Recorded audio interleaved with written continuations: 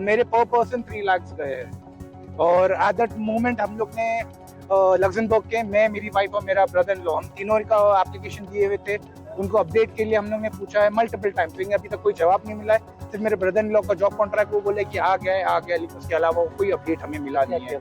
તો આ છે મુંબઈના રહેવાસી નૂર મોહમ્મદ. નૂર મોહમ્મદે કહ્યું છે કે મુંબઈથી અમદાવાદ અને અમદાવાદથી હિંમતનગર વારંવાર ધક્કા ખાવા છતાં એક જ જવાબ મળે કે સર ઓફિસમાં હાજર નથી. છેલ્લે કોઈ રિસ્પોન્સ નહીં મળતા નોંધાવી પોલીસ ફરિયાદ. મિત્રો, સાબરકાંઠાના હિંમતનગરમાં વિઝા કન્સલ્ટિંગના નામે રૂપિયા અને પાસપોર્ટ લઈને લાખો રૂપિયાની છેતરપિંડી કરતા સિકંદર લોઢા અને તેમના પુત્ર સુમન લોઢા વિરુદ્ધ 2 અલગ અલગ પોલીસ ફરિયાદ નોંધાઈ છે.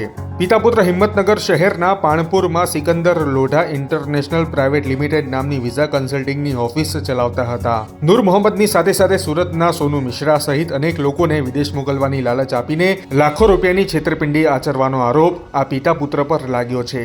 રશિયા, જાપાન, કેનેડા, ઓસ્ટ્રેલિયા અને યુરોપિયન દેશોના વર્ક વિઝાના સપનાઓ દેખાડીને સોનુ સાથે 18 લાખ જેટલા રૂપિયા, તો મોડાસાના અલ્ફેઝ સાથે 21 લાખ જેટલા રૂપિયાની છેતરપિંડી કરવામાં આવી છે. હવે આમાં કોણ કોણ સામેલ છે, કેટલા સમયથી આ ચાલી રહ્યું છે, તે તો હિંમતનગરના લાલપુરના આ પિતા પુત્ર પકડાય ત્યારે જાણવા મળે. જતા જતા એટલું કહીશું કે તમે સાવધાન રહેજો, કારણ કે આ બધો કાંડ આ બંનેએ સોશિયલ મીડિયાના માધ્યમથી લલચાવીને કર્યો હતો.